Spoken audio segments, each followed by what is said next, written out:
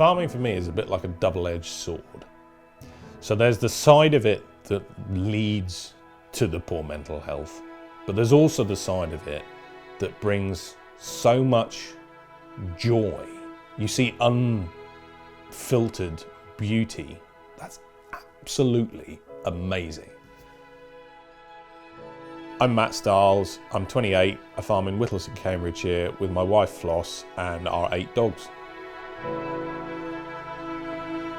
So I grew up on a 300-acre family arable farm, and for one reason or another I ended up leaving when I was 19. I've worked in agriculture on farms for about 10 years now, and then 3 years ago my wife and I decided to start our own business farming sheep.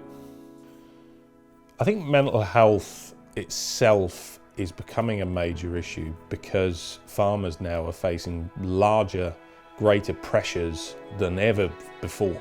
You know, particularly if they're the head of a family, they've got a family to provide for, a farm to run. That's a lot of pressure on one person.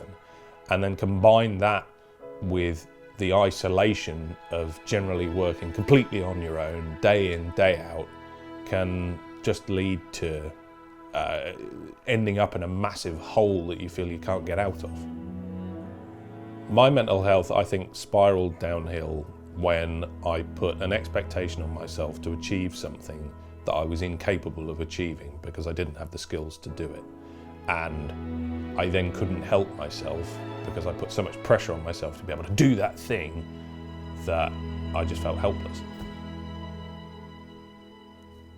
There's been very tough days and tough weeks and tough months, and it's felt like in those periods of time there's no way you can see of it getting better. I've got to a point now where if my mental health does dip and I do feel like I'm going back into old habits that weren't healthy, I now have the tools in my arsenal to be able to help myself, and that has been through years of work to really learn how to get better at managing my mental health. I've used social media for such a long time now, and I've seen both the good and the bad parts of it. And the bad part for me was at a time where I was trying to be someone that I'm not. And now I'm in a good place with it because I'm just me. I just put my images out there, put my story out there, being as honest as I can be. And that for me is the most cathartic thing I could possibly do.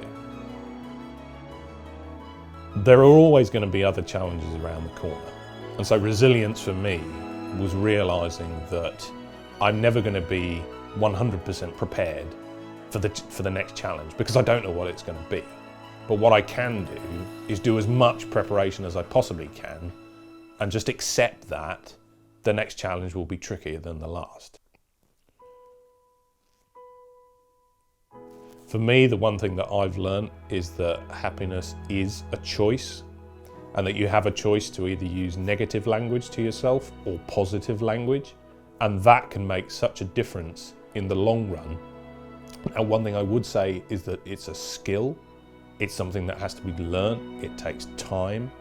But over that period of time, if you put the work into learning that skill, it can ultimately lead to a much better quality of life.